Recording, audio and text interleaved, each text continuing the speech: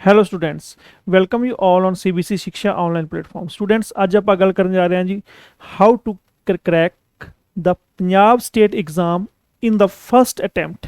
ਪਹਿਲੀ ਅਟੈਂਪਟ ਤੁਸੀਂ Punjab state exam ਕਿਵੇਂ ਕਰੈਕ ਕਰ ਸਕਦੇ ਹੋ, ਜਾਂ ਕੋਈ ਵੀ ਐਗਜ਼ਾਮ ਹੈ, ਕੋਈ ਵੀ ਤੁਸੀਂ ਫਿਲ ਕਰ ਰਹੇ ਹੋ, ਭਾਵੇਂ ਤੁਸੀਂ ਪੰਜਾਬ ਦਾ ਹੀ ਫਿਲ ਕਰ ਰਹੇ ਹੋ, ਜਾਂ ਤੁਸੀਂ ਐਸਐਸਸੀ ਫਿਲ ਕਰ ਰਹੇ ਹੋ, ਜਾਂ ਤੁਸੀਂ ਬੈਂਕਿੰਗ ਫਿਲ ਕਰ ਰਹੇ ਹੋ, ਤਾਂ ਇੱਕ ਕਰੈਕ ਕਰਨ ਦਾ ਵੇ ਕੀ ਹੈ। ਠੀਕ ਹੈ, ਕੀ ਤੁਸੀਂ ਸਟੈਪਸ ਫੋਲੋ ਕਰਨੇ ਨੇ, ਕੀ ਤੁਸੀਂ ਪੁਆਇੰਟਸ ਨੂੰ ਨੋਟ ਕਰਨਾ ਹੈ, ਜਿਹਦੇ ਨਾਲ ਤੁਸੀਂ ਈਜ਼ਲੀ ਆਪਣੇ ਜੋ ਤੁਹਾਡਾ ਗਵਰਨਮੈਂਟ ਐਗਜ਼ਾਮ ਉਸ ਨੂੰ ਤੁਸੀਂ ਕਰੈਕ ਕਰ ਸਕਦੇ ਹੋ। ਠੀਕ ਹੈ, ਆਪਾਂ ਗੱਲ ਕਰਾਂਗੇ ਅੱਜ Punjab state level exam and ਜਿੰਨੇ ਵੀ ਬਾਕੀ ਐਗਜ਼ਾਮ ਸਾਰਿਆਂ ਵਾਸਤੇ ਇਹ ਟੈਕਨੀਕ ਤੁਸੀਂ ਫੋਲੋ ਕਰਨੀ। ਠੀਕ ਹੈ, ਚਲੋ ਸਭ ਤੋਂ ਪਹਿਲਾਂ ਤਾਂ ਤੁਹਾਡੇ ਸਾਨੂੰ ਪਤਾ ਹੀ ਹੈ ਵੀ ਕਿਵੇਂ ਆਪਾਂ ਪੰਜਾਬ ਸਟੇਟ ਐਗਜ਼ਾਮ ਕਰੈਕ ਕਰ ਸਕਦੇ ਹਾਂ, ਜਾਂ ਕੋਈ ਵੀ ਐਗਜ਼ਾਮ ਦੁਨੀਆ ਦਾ ਜਿਹੜਾ ਕੰਪੀਟੀਟਿਵ ਐਗਜ਼ਾਮ ਹੈ ਕਿਵੇਂ ਕਰੈਕ ਕਰ ਸਕਦੇ ਹਾਂ। ਠੀਕ ਹੈ, ਸਭ ਤੋਂ ਪਹਿਲਾਂ ਤਾਂ ਤੁਹਾਨੂੰ ਪਤਾ ਹੋਣਾ ਚਾਹੀਦਾ ਹੈ ਆਪਣੇ ਐਗਜ਼ਾਮ ਦੇ ਬਾਰੇ, ਵੀ ਤੁਸੀਂ ਕਿਸ ਚੀਜ਼ ਦਾ ਐਗਜ਼ਾਮ ਦੇ ਰਹੇ ਹੋ, ਕਿਸ ਚੀਜ਼ ਦਾ ਕਿਹੜੀ ਤੁਸੀਂ ਨੋਟੀਫਿਕੇਸ਼ਨ ਕਿਹੜੀ ਗਵਰਨਮੈਂਟ ਜੋਬ ਪਾਈਏ, ਕੀ ਉਹ ਤੁਹਾਡੇ ਲੈਵਲ ਦੀ ਹੈ, ਤੁਸੀਂ ਉਹ ਫਿਲ ਕਰਨ ਜਾ ਰਹੇ ਹੋ। ਠੀਕ ਹੈ, ਮੀਨਸ ਪੂਰੀ ਤਰ੍ਹਾਂ ਨਾਲ ਤੁਹਾਨੂੰ ਉਹ ਐਗਜ਼ਾਮ ਦੇ ਬਾਰੇ ਪਤਾ ਹੋਣਾ ਚਾਹੀਦਾ ਹੈ, ਨੋਟੀਫਿਕੇਸ਼ਨ ਦੇ ਬਾਰੇ ਪਤਾ ਹੋਣਾ ਚਾਹੀਦਾ ਹੈ। ਮੇਨਲੀ ਕੀ ਪਤਾ ਹੋਣਾ ਚਾਹੀਦਾ ਹੈ? ਨੋਟੀਫਿਕੇਸ਼ਨ ਦੇ ਬਾਰੇ ਪਤਾ ਹੋਣਾ ਚਾਹੀਦਾ। ਨੋਟੀਫਿਕੇਸ਼ਨ ਦੇ ਵਿੱਚ ਇੱਕ ਪੁਆਇੰਟ ਨੂੰ ਤੁਸੀਂ ਨੋਟ ਕਰੋ ਵੀ ਉਸ ਵਿੱਚ ਨੈਗੇਟਿਵ ਮਾਰਕਿੰਗ ਹੈਗੀ ਹੈ। ਠੀਕ ਹੈ, ਉਸ ਦੇ ਵਿੱਚ ਕਿੰਨੇ ਮਾਰਕਸ ਦਾ ਕੁਐਸਚਨ ਹੈ, ਠੀਕ ਹੈ, ਕਦੋਂ ਤੱਕ ਪੇਪਰ ਹੋ ਸਕਦਾ ਹੈ, ਇਹ ਸਾਰੀਆਂ ਚੀਜ਼ਾਂ ਤੁਸੀਂ ਅਗਰ ਤੁਸੀਂ ਜਾਣੋਗੇ। ਇਹ ਨਹੀਂ ਤੁਸੀਂ ਮੰਨ ਕੇ ਚਲੋ ਤੁਸੀਂ ਫਾਰਮ ਫਿਲ ਕਰਤਾ ਤਾਂ ਤੁਸੀਂ ਘਰੇ ਆਣ ਕੇ ਬਹਿ ਗਏ, ਤੁਸੀਂ ਬੁੱਕਸ ਚੱਕ ਲਈਆਂ, ਐਵੇਂ ਪੇਪਰ ਪਾਸ ਨਹੀਂ ਹੋਣਾ। ਘੱਟੋ ਘੱਟ ਅਗਰ ਤੁਸੀਂ ਇੱਕ ਚੀਜ਼ ਨੂੰ ਫੋਲੋ ਕਰੋਗੇ, ਇੱਕ ਚੀਜ਼ ਦਾ ਮਤਲਬ ਕਹਿਣ ਦਾ ਮਤਲਬ ਹੈਗਾ ਮੇਰਾ, ਤੁਸੀਂ ਪੂਰੀ ਤਰ੍ਹਾਂ ਨੋਟੀਫਿਕੇਸ਼ਨ ਨੂੰ ਐਨਾਲਾਈਜ਼ ਕਰੋਗੇ। ਠੀਕ ਹੈ, ਪੂਰਾ ਤੁਸੀਂ ਦੇਖੋਗੇ ਕਿ ਇਹਦੀ ਨੈਗੇਟਿਵ ਮਾਰਕਿੰਗ ਹੈ ਕਿ ਨਹੀਂ ਹੈ, ਕਿੰਨੇ ਮੰਥ ਤੱਕ ਪੇਪਰ ਹੋ ਸਕਦਾ ਹੈ। ਠੀਕ ਹੈ, ਪ੍ਰੀਵੀਅਸ ਇਹ ਨੋਟੀਫਿਕੇਸ਼ਨ ਆਈ ਸੀ ਤਾਂ ਉਹਦਾ ਕਦੋਂ ਪੇਪਰ ਹੋਇਆ ਸੀ, ਕਿੰਨਾ ਕੁ ਟਾਈਮ ਇਹਨਾਂ ਨੇ ਟਾਈਪਿੰਗ 'ਚ ਪਾਇਆ ਨਾ, ਜਾਂ ਰਿਟਨ 'ਚ ਪਾਇਆ, ਜਾਂ ਫਾਰਮ ਫਿਲ ਹੋਣ ਤੋਂ ਬਾਅਦ ਕਿੰਨਾ ਟਾਈਮ ਲਿਆ। ਠੀਕ ਹੈ, ਦੂਸਰੀ ਚੀਜ਼ ਆਪਣਾ ਹੈ ਐਗਜ਼ਾਮ ਸਿਲੇਬਸ ਨੂੰ ਤੁਸੀਂ ਚੰਗੀ ਤਰ੍ਹਾਂ ਐਨਾਲਾਈਜ਼ ਕਰਨਾ ਹੈ, ਵੀ ਕਿਹੜੀ ਚੀਜ਼ ਤੁਹਾਡੀ ਗਲਤ ਹੈ, ਕਿਹੜੀ ਚੀਜ਼ ਤੁਹਾਡੀ ਸਹੀ ਹੈ। ਠੀਕ ਹੈ, ਮੰਨ ਕੇ ਚਲੋ ਐਗਜ਼ਾਮ ਸਿਲੇਬਸ ਦੇ ਵਿੱਚ ਕੋਈ 6 ਸਬਜੈਕਟ ਆ ਜਾਂਦੇ ਨੇ, 5 ਸਬਜੈਕਟ ਆ ਗਏ, ਜਿਵੇਂ ਮੰਨ ਕੇ ਚਲੋ ਜੀਕੇ, ਜਿਵੇਂ ਆਪਾਂ ਗੱਲ ਕਰੀਏ ਜੀਕੇ ਦੀ, ਨਾ ਜੀਕੇ ਆ ਗਈ ਤਾਂ ਜੀਕੇ ਤੁਸੀਂ ਇਹ ਦੇਖੋ ਮੈਂ ਜੀਕੇ 'ਚ ਕਿਹੜਾ ਸਬਜੈਕਟ ਮੇਰਾ ਸਟਰੋਂਗ ਹੈ, ਕਿਹੜਾ ਸਬਜੈਕਟ ਮੇਰਾ ਸਟਰੋਂਗ ਨਹੀਂ ਹੈਗਾ। ਠੀਕ ਹੈ, ਜਿਵੇਂ ਆਪਣੇ ਕੋਲ ਆ ਗਿਆ ਮੈਥ, ਹੁਣ ਇਹ ਚੈੱਕ ਕਰੋ ਵੀ ਮੈਥ ਉਹਨਾਂ ਨੇ ਸਿੰਪਲ ਮੰਗਿਆ, ਮੈਥ ਉਹਨਾਂ ਨਾਲ ਐਡਵਾਂਸ ਮੰਗਿਆ, ਜਾਂ ਮੈਥ ਉਹਨਾਂ ਨਾਲ ਡੀਆਈ ਵਗੈਰਾ ਵੀ ਮੰਗਿਆ। ਠੀਕ ਹੈ, ਇਸ ਤੋਂ ਇਲਾਵਾ ਤੁਸੀਂ ਇਹ ਚੈੱਕ ਕਰੋ ਰੀਜ਼ਨਿੰਗ ਦੇ ਵਿੱਚ ਮੰਨ ਕੇ ਚਲੋ ਰੀਜ਼ਨਿੰਗ ਵਿੱਚ ਅਰਥਮੈਟਿਕਲ ਕਲੀ ਆਵੇਗੀ, ਮੀਨਸ ਵਰਬਲ ਆਵੇਗੀ, ਨਾਨ ਵਰਬਲ ਆਵੇਗੀ, ਅਰਥਮੈਟਿਕਲ ਆਵੇਗੀ, ਕਿ ਕਿਵੇਂ ਦੀ ਰੀਜ਼ਨਿੰਗ ਆ ਰਹੀ ਹੈ। ਠੀਕ ਹੈ, ਪੂਰੀ ਤਰ੍ਹਾਂ ਐਨਾਲਾਈਜ਼ ਕਰੋ ਕੰਪਿਊਟਰ ਕਿਵੇਂ ਆ ਰਿਹਾ, ਜਾਂ ਜੋ ਵੀ ਸਬਜੈਕਟ ਹੈ ਇੱਕ ਚੀਜ਼ ਨੂੰ ਐਨਾਲਾਈਜ਼ ਕਰੋ। ਫਿਰ ਇੱਕ ਨੋਟਬੁੱਕ ਦੇ ਉੱਪਰ ਇਹ ਚੀਜ਼ਾਂ ਲਿਖੋ ਵੀ ਕੀ ਸਿਲੇਬਸ ਹੈ। ਜਿਵੇਂ ਤੁਸੀਂ ਮੰਨ ਕੇ ਚਲੋ ਇਹ ਨੋਟਬੁੱਕ ਦਾ ਪੇਜ ਤੁਹਾਡਾ, ਠੀਕ ਹੈ, ਇੱਥੇ ਤੁਸੀਂ ਲਿਖੋ ਵੀ ਕਿਹੜਾ ਸਿਲੇਬਸ ਹੈ, ਕਿਹੜਾ ਤੁਹਾਡੇ ਕੋਲ ਸਿਲੇਬਸ ਹੈ, ਤੇ ਇਹਦੇ ਵਿੱਚੋਂ ਕਿਹੜਾ ਤੁਹਾਨੂੰ ਆਉਂਦਾ ਹੈ। ਮੰਨ ਕੇ ਚਲੋ ਜੀਕੇ ਆ, ਜੀਕੇ ਦੇ ਵਿੱਚ ਹਿਸਟਰੀ ਆਉਂਦੀ ਹੈ ਤਾਂ ਉਹਨੂੰ ਯੈਸ ਕਰ ਦਿਓ, ਕਿਉਂਕਿ ਉਹਦੇ ਉੱਪਰ ਤੁਸੀਂ ਥੋੜਾ ਆਪਣਾ ਘੱਟ ਜ਼ੋਰ ਲਗਾਓ, ਜਿਹੜਾ ਨਹੀਂ ਆਉਂਦਾ ਉਹਦੇ ਉੱਪਰ ਜ਼ੋਰ ਲਗਾਉਣਾ। ਠੀਕ ਹੈ, ਤਾਂ ਸਿਲੇਬਸ ਨੂੰ ਚੰਗੀ ਤਰ੍ਹਾਂ ਜਾਣੋ, ਸਿਲੇਬਸ ਦੇ ਪਹਿਲੂ ਜਾਣੋ ਵੀ ਲਾਸਟ ਵਾਰੀ ਐਗਜ਼ਾਮ ਕਿਵੇਂ ਹੋਇਆ ਸੀ, ਇਸ ਸਿਲੇਬਸ ਦੇ ਅਕੋਰਡਿੰਗ ਐਗਜ਼ਾਮ ਸੀ ਤਾਂ ਐਗਜ਼ਾਮਨਰ ਨੇ ਕਿਹੜਾ ਪੁਆਇੰਟ ਚੱਕਿਆ, ਕਿਹੜਾ ਕੁਐਸਚਨਸ ਉਹਨੇ ਪਾਇਆ, ਕਿਹੜੇ ਟੌਪਿਕਸ 'ਚ ਉਹਨਾਂ ਨੇ ਕੁਐਸਚਨ ਚੱਕਿਆ, ਤਾਂ ਇੱਕ ਚੀਜ਼ ਨੂੰ ਐਨਾਲਾਈਜ਼ ਕਰੋ। ਠੀਕ ਹੈ, ਤੀਸਰਾ ਆਪਣੇ ਕੋਲ ਹੈਗਾ last year exam level and cut off. ਪਿਛਲੇ ਸਾਲ ਦਾ ਐਗਜ਼ਾਮ ਦਾ ਤੁਸੀਂ ਲੈਵਲ ਚੈੱਕ ਕਰੋ। ਮੰਨ ਕੇ ਤੁਸੀਂ ਜੋ ਸਿਲੇਬਸ ਚੈੱਕ ਕਰ ਲਿਆ ਹੈ ਨਾ, ਸਿਲੇਬਸ ਤੋਂ ਬਾਅਦ ਤੁਸੀਂ ਲਾਸਟ ਈਅਰ ਦਾ ਚੈੱਕ ਕਰੋ। ਜਿਵੇਂ ਇੱਕ ਐਗਜ਼ਾਮਪਲ ਦੇ ਤੌਰ ਤੇ ਆਪਾਂ ਲੈਂਦੇ ਹਾਂ, ਐਗਜ਼ਾਮਪਲ ਦੇ ਤੌਰ ਤੇ ਤੁਸੀਂ ਲੈ ਲਓ ਵੀ ਪਟਵਾਰੀ ਇੱਕ ਐਗਜ਼ਾਮਪਲ ਤੌਰ ਤੇ ਹੈਗਾ ਰਾਜੇ। ਪਟਵਾਰੀ ਦਾ ਐਗਜ਼ਾਮ ਲਾਸਟ 2 ਵਾਰੀ ਹੋਇਆ ਜਾਂ 3 ਵਾਰੀ ਹੋਇਆ, ਜਿੰਨੀ ਵਾਰੀ ਵੀ ਹੋਇਆ, ਉਹਨਾਂ ਸਾਰਿਆਂ ਦੇ ਤੁਸੀਂ ਐਗਜ਼ਾਮ ਦਾ ਲੈਵਲ ਚੈੱਕ ਕਰੋ ਵੀ 2010 'ਚ ਕਿਵੇਂ ਆਇਆ, ਫੋਰ ਐਗਜ਼ਾਮਪਲ 2012 'ਚ ਕਿਵੇਂ ਆਇਆ, 2016 'ਚ ਕਿਵੇਂ ਆਇਆ। ਐਟਲੀਸਟ ਤੁਹਾਨੂੰ ਪਤਾ ਲੱਗੇ ਵੀ ਐਗਜ਼ਾਮਨਰ ਦਾ ਮਾਈਂਡ ਕੀ ਹੈ, ਐਗਜ਼ਾਮਨਰ ਕਿਸ ਵੇ ਨਾਲ ਜਾ ਰਿਹਾ ਹੈ। ਐਗਜ਼ਾਮਨਰ ਜਿਹੜਾ ਹੈਗਾ ਕਰੰਟ ਬੇਸ ਜ਼ਿਆਦਾ ਆ ਰਿਹਾ ਪਾ ਰਿਹਾ, ਜਾਂ ਐਗਜ਼ਾਮਨਰ ਸਬਜੈਕਟਿਵ ਜ਼ਿਆਦਾ ਪਾ ਰਿਹਾ। ਇੱਕ ਚੀਜ਼ ਨੂੰ ਐਨਾਲਾਈਜ਼ ਕਰੋ। ਦੂਜੀ ਐਨਾਲਾਈਜ਼ ਚੀਜ਼ ਕਰੋ, ਕੀ ਕਰੋ, ਕੱਟ ਆਫ ਮੰਨ ਕੇ ਚੱਲੋ ਲਾਸਟ ਵਾਰੀ 100 ਮਾਰਕਸ ਦੇ ਵਿੱਚੋਂ ਕੱਟ ਆਫ ਗਈ ਸੀ 75, ਤਾਂ ਇਸ ਵਾਰੀ ਤੁਸੀਂ 80 ਕੱਟ ਆਫ ਮੰਨ ਕੇ ਹੀ ਚੱਲੋ, ਕਿਉਂਕਿ ਜਿਵੇਂ ਐਜੂਕੇਸ਼ਨ ਵੱਧ ਰਹੀ ਹੈ ਉਵੇਂ ਬੱਚੇ ਵੀ ਇੰਟੈਲੀਜੈਂਟ ਹੋ ਰਹੇ ਨੇ। ਨਵੇਂ ਜਿਹੜੇ ਹੈਗੇ ਨੇ ਗ੍ਰੈਜੂਏਸ਼ਨ ਕਰਕੇ ਬੱਚੇ ਆ ਜਾਂਦੇ ਨੇ। ਠੀਕ ਹੈ, ਤਾਂ ਇਹ 100% ਗੱਲ ਹੈ ਵੀ 4 ਜਾਂ 5 ਨੰਬਰ ਦੀ ਜਿਹੜੀ ਹੈਗੀ ਕੱਟ ਆਫ ਵਧਣੀ ਹੀ ਹੁੰਦੀ ਹੈ। ਠੀਕ ਹੈ, ਉਸ ਤੋਂ ਬਾਅਦ ਕੀ ਹੁੰਦਾ ਰਾਜੇ, make a fix time to study. Time ਦਾ ਇੱਕ ਟਾਈਮ ਫਿਕਸ ਕਰੋ। ਇਹ ਨਹੀਂ ਵੀ ਤੁਸੀਂ ਸਾਰਾ ਦਿਨ ਕਦੇ ਕੁਛ ਕਰ ਲਿਆ, ਕਦੇ ਕੁਛ ਕਰ ਲਿਆ, ਕਦੇ ਤੁਸੀਂ ਫੋਨ ਚਲਾ ਲਿਆ, ਕਦੇ ਤੁਸੀਂ ਘੁੰਮਣ ਫਿਰਨ ਚਲੇ ਗਏ, ਠੀਕ ਹੈ, ਕਦੇ ਤੁਸੀਂ ਬਾਹਰ ਜਾ ਕੇ ਬੈਠ ਗਏ, ਜਾਂ ਘਰਦਿਆਂ ਨਾਲ ਬੈਠ ਕੇ ਗੱਲਾਂ ਮਾਰਨ ਲੱਗ ਗਏ। ਇਹ ਕੰਮਾਂ ਤੋਂ ਥੋੜ੍ਹਾ ਜਿਹਾ ਪਰਹੇਜ਼ ਕਰਨਾ ਹੈ। ਇੱਕ ਫਿਕਸ ਟਾਈਮ ਰੱਖਣਾ ਹੈ। ਫਿਕਸ ਟਾਈਮ ਦਾ ਮਤਲਬ ਹੈਗਾ, ਜੇ ਤੁਸੀਂ ਅਰਲੀ ਮਾਰਨਿੰਗ ਉੱਠ ਸਕਦੇ ਹੋ, ਜੇ ਅਸੀਂ ਅਰਲੀ ਮਾਰਨਿੰਗ ਉੱਠ ਸਕਦੇ ਹੋ, ਤੁਸੀਂ ਇੱਕ ਟਾਈਮ ਦਾ ਆਪਦਾ ਫਿਕਸ ਕਰ ਲਓ ਵੀ ਮੈਂ 5 ਵਜੇ ਤੋਂ ਲੈ ਕੇ ਤੇ 8 ਵਜੇ ਤੱਕ ਪੜ੍ਹਨਾ ਹੀ ਪੜ੍ਹਨਾ ਹੈ। ਮੈਂ 5 ਵਜੇ ਤੋਂ ਲੈ ਕੇ 8 ਵਜੇ ਤੱਕ ਪੜ੍ਹਨਾ ਹੀ ਪੜ੍ਹਨਾ ਹੈ, ਠੀਕ ਹੈ। ਉਸ ਤੋਂ ਬਾਅਦ ਜਿਵੇਂ ਮੈਂ ਕਹਿਣ ਦਾ ਮਤਲਬ ਹੈਗਾ ਵੀ 11 ਵਜੇ ਤੋਂ ਲੈ ਕੇ ਮੈਂ 2 ਵਜੇ ਤੱਕ ਪੜ੍ਹਨਾ ਹੀ ਪੜ੍ਹਨਾ। ਇੱਕ ਤਰ੍ਹਾਂ ਦਾ ਇੱਕ ਟਾਈਮ ਫਿਕਸ ਕਰ ਲਓ, ਹਾਂ ਵੀ ਮੈਂ ਇਸ ਟਾਈਮ ਪੜ੍ਹਨਾ ਹੀ ਪੜ੍ਹਨਾ, ਮੈਨੂੰ ਬਾਕੀ ਹੋਰ ਕਿਉਂਕਿ ਅਗਰ ਤੁਸੀਂ ਟਾਈਮ ਫਿਕਸ ਨਹੀਂ ਕਰ ਪਾਓਗੇ ਤਾਂ ਬਾਕੀ ਜੋ ਵੀ ਤੁਹਾਡੇ 'ਤੇ ਜ਼ਿੰਮੇਵਾਰੀਆਂ ਨੇ, ਜੋ ਵੀ ਤੁਹਾਡੇ 'ਤੇ ਕੰਮ ਤੁਸੀਂ ਕਰ ਰਹੇ ਹੋ, ਹੈ ਨਾ, ਉਹ ਤੁਸੀਂ ਵਿੱਚ ਵਿਚਾਲੇ ਹੀ ਵੜੋਗੇ। ਘਰ ਦੇ ਵੀ ਤੁਹਾਨੂੰ ਕਹਿਣਗੇ ਹੁਣ ਆਹ ਕਰ ਲਾ, ਠੀਕ ਹੈ। ਐਟਲੀਸਟ ਇੱਕ ਟਾਈਮ ਫਿਕਸ ਹੋਵੇਗਾ, ਘਰਦਿਆਂ ਨੂੰ ਪਤਾ ਹੋਵੇਗਾ ਮੇਰਾ ਮੁੰਡਾ ਮੇਰੀ ਕੁੜੀ ਇੰਨੇ ਵਜੇ ਪੜ੍ਹਦੇ ਨੇ, ਤਾਂ ਘੱਟੋ ਘੱਟ ਉਸ ਟਾਈਮ ਤਾਂ ਤੁਹਾਨੂੰ ਆਵਾਜ਼ ਨਾ ਮਾਰਨ। ਪਹਿਲਾਂ ਕਹਿ ਦਿਓ ਵੀ ਮੈਂ ਤਾਂ 2 ਵਜੇ ਤੋਂ ਲੈ ਕੇ 4 ਵਜੇ ਤੱਕ ਪੜ੍ਹਨਾ ਹੀ ਪੜ੍ਹਨਾ ਹੈ, ਤੁਸੀਂ ਜੋ ਵੀ ਕੰਮ ਹੈਗਾ ਮੈਨੂੰ ਪਹਿਲਾਂ ਦੱਸ ਦਿਓ, ਜਾਂ ਮੈਂ ਉਸ ਤੋਂ ਬਾਅਦ ਕੰਮ ਕਰ ਲਾਂਗਾ।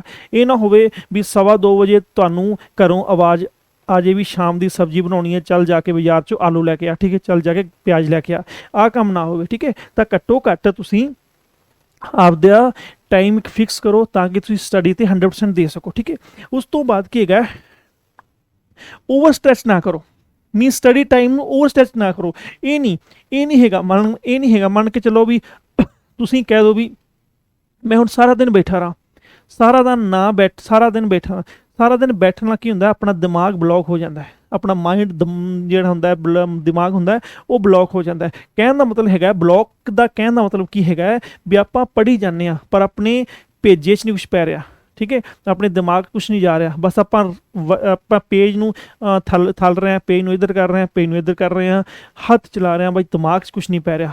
ਐਟਲੀਸਟ ਥੋੜ੍ਹਾ ਬਹੁਤ ਆਪਦਾ ਇੰਟਰਟੇਨਮੈਂਟ ਵੀ ਨਾ ਰੱਖੋ। ਤਾਂ ਹੀ ਮੈਂ ਤੁਹਾਨੂੰ ਕਿਹਾ ਫਿਕਸ ਸਟੱਡੀ ਦਾ ਟਾਈਮ ਹੋਵੇ, ਠੀਕ ਹੈ।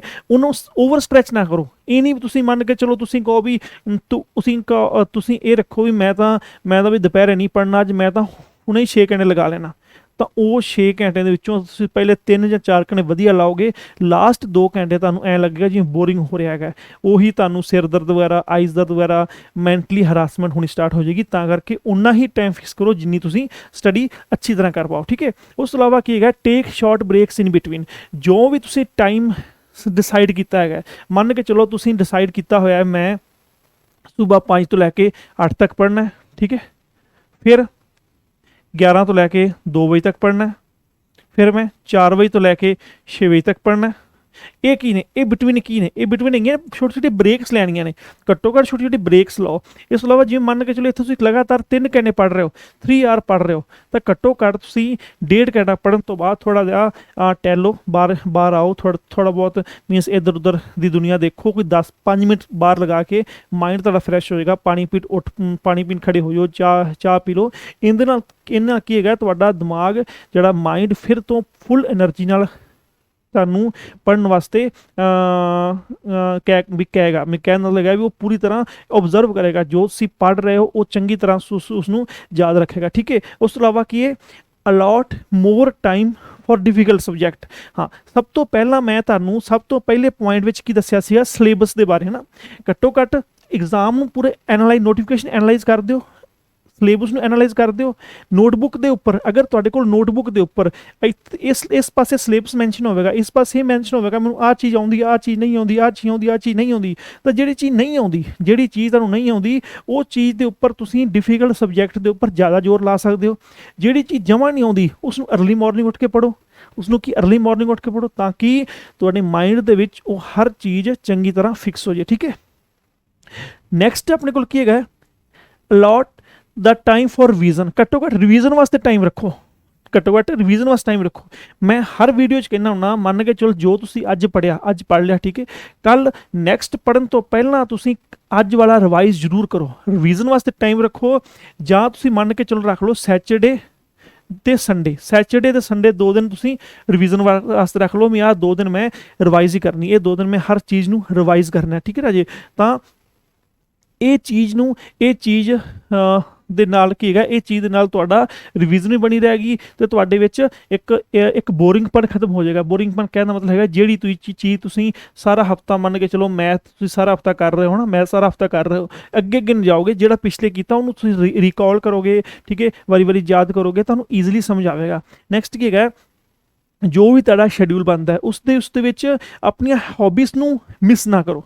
ਹੌਬੀਜ਼ ਨੂੰ ਕਹਿੰਦਾ, ਕਿਸੇ ਦਾ ਕੋਈ ਸ਼ੌਂਕ ਹੁੰਦਾ, ਕਿਸੇ ਦਾ ਕੋਈ ਸ਼ੌਂਕ ਹੁੰਦਾ ਹੈ ਨਾ, ਤਾਂ ਹਰ ਬੰਦੇ ਦੀ ਆਪਦੀ ਲਾਈਫ ਹੈ, ਹਰ ਬੰਦੇ ਦੇ ਆਪਦੇ ਸ਼ੌਂਕ ਨੇ, ਠੀਕ ਹੈ। ਕੋਈ ਬੰਦਾ ਕਿਵੇਂ ਆਪਣੇ ਆਪ ਦੀ ਹੌਬੀਜ਼ ਰੱਖਦਾ ਹੈ, ਕੋਈ ਬੰਦਾ ਗਰਾਊਂਡ 'ਚ ਜਾ ਕੇ ਖੁਸ਼ ਰਹਿੰਦਾ ਹੈ, ਕੋਈ ਬੰਦਾ 10 ਮਿੰਟ ਦੀ ਸੈਰ ਕਰਕੇ ਖੁਸ਼ ਰਹਿੰਦਾ ਹੈ, ਕੋਈ ਬੰਦਾ ਕਹਿ ਦੋ ਵੀ ਫੈਮਿਲੀ ਨਾਲ ਬੈਠ ਕੇ ਖੁਸ਼ ਰਹਿੰਦਾ ਹੈ, ਠੀਕ ਹੈ। ਤਾਂ ਕੋਈ ਬੰਦੇ ਪੰਜਾਬੀ ਬੰਦਾ ਜਿਹੜਾ ਹੈਗਾ ਉਹ ਗਲੀ 'ਚ ਜਾ ਕੇ ਜਦੋਂ ਦੋ ਚਾਰ ਆਂਢ ਗੁਆਂਢ ਦੀਆਂ ਸੁਣਨਾ ਲਿਆ ਨਜ਼ਰ, ਉਹਦਾ ਮਾਈਂਡ ਨਹੀਂ ਫਰੈਸ਼ ਹੁੰਦਾ ਨਾ। ਤਾਂ ਹੌਬੀਜ਼ ਨੂੰ ਰੱਖੋ, ਹੌਬੀਜ਼ ਰੱਖੋਗੇ ਤਾਂ ਤੁਸੀਂ ਬਹੁਤ ਈਜ਼ਲੀ ਢੰਗ ਨਾਲ ਆਪਣੀ ਸਟੱਡੀ ਨੂੰ ਕੰਟੀਨਿਊ ਰੱਖ ਪਾਓਗੇ, ਤਾਂ ਕਿ ਤੁਹਾਡਾ ਮਾਈਂਡ ਐਕਟਿਵ ਰਹੇਗਾ। ਆਪਾਂ ਨੂੰ ਕੀ ਚਾਹੀਦੀ ਹੈ, ਐਕਟਿਵਨੈਸ, ਐਕਟਿਵ ਚਾਹੀਦੀ ਹੋ ਤੁਸੀਂ, ਹੋਰ ਕੁਝ ਨਹੀਂ ਹੈਗਾ, ਐਕਟਿਵ ਚਾਹੀਦੇ ਹੋ। ਤਾਂ ਤੁਹਾਨੂੰ ਕਿਹਾ ਤੁਸੀਂ ਹੌਬੀਜ਼ ਨੂੰ ਮਿਸ ਨਾ ਕਰੋ। ਇਹ ਨਾ ਹੋਵੇ ਮੰਨ ਕੇ ਚਲੋ ਵੀ ਤੁਸੀਂ ਕੋਈ ਹੁਣ ਤੱਕ ਕੰਮ ਕਰਦੇ ਆ ਰਹੇ ਹੋ, ਕੋਈ ਜਿਹਦੇ ਨਾਲ ਤੁਹਾਨੂੰ ਖੁਸ਼ੀ ਮਿਲਦੀ ਹੈ, ਉਹ ਤੁਸੀਂ ਕੰਮ ਛੱਡ ਦਿਓ, ਉਹਦੇ ਨਾਲ ਫਿਰ ਬੋਰਿੰਗਪਨ ਆ ਜਾਵੇਗਾ।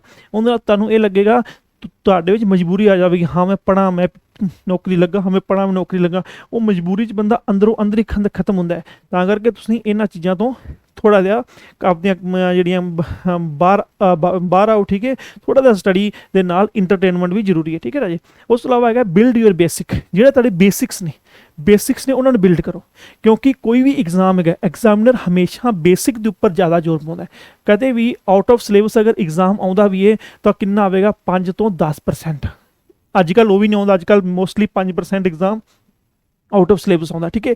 ਤਾਂ 60 to 70% ਜੋ ਐਗਜ਼ਾਮ ਹੈਗਾ ਹੈ ਉਹ ਤੁਹਾਡਾ ਕਿੱਥੇ ਆਉਂਦਾ ਹੈ, ਬੇਸਿਕਸ ਤੋਂ ਡਿਪੈਂਡ ਕਰਦਾ, ਉਹ ਬੇਸਿਕਸ 'ਤੇ ਆਉਂਦਾ ਹੈ। ਤਾਂ ਬੇਸਿਕ ਅਗਰ ਤੁਸੀਂ ਚੰਗੀ ਤਰ੍ਹਾਂ ਕਰ ਪਾਓਗੇ, ਤੁਸੀਂ ਆਪਣੇ ਆਪ ਨੂੰ ਚੰਗੀ ਤਰ੍ਹਾਂ ਬਿਲਡ ਕਰੋਗੇ, ਠੀਕ ਹੈ ਰਾਜੇ। ਇਸ ਤੋਂ ਇਲਾਵਾ ਕੀ ਹੈਗਾ, revise and evaluate your self timely. ਤੁਸੀਂ ਹਰ ਇੱਕ ਚੀਜ਼ ਨੂੰ ਆਪ ਰਿਵਾਈਜ਼ ਕਰੋ, ਠੀਕ ਹੈ, ਇਵੈਲੂਏਟ ਕਰੋ ਆਪਣੇ ਆਪ ਨੂੰ, ਵੀ ਮੈਂ ਕਿੱਥੇ ਸਟੈਂਡ ਕਰ ਰਿਹਾ, ਠੀਕ ਹੈ, ਮੈਂ ਕਿੰਨਾ ਕੁ ਅਟੈਂਪਟ ਕਰ ਸਕਦਾ। ਇਵੈਲੂਏਟ ਕਰਨ ਦਾ ਮਤਲਬ ਪਤਾ ਕੀ ਹੁੰਦਾ, ਤੁਸੀਂ ਸੈਚਰਡੇ ਸੰਡੇ ਰੱਖਿਆ, ਸੈਚਰਡੇ ਸੰਡੇ ਦਿਨ ਦੇ ਆਪਣੇ ਮੰਨ ਕੇ ਚਲੋ ਮਾਰਨਿੰਗ ਆਰ 'ਚ ਤੁਸੀਂ ਰਿਵੀਜ਼ਨ ਕਰ ਲਈ, ਦੁਪਹਿਰ ਨੂੰ ਘੱਟੋ ਘੱਟ ਉਸ ਦੇ ਰਿਲੇਟਡ ਟੈਸਟ ਲਗਾਓ, ਤਾਂ ਤੁਸੀਂ ਆਪ ਨੂੰ ਇਵੈਲੂਏਟ ਕਰ ਸਕਦੇ ਹੋ।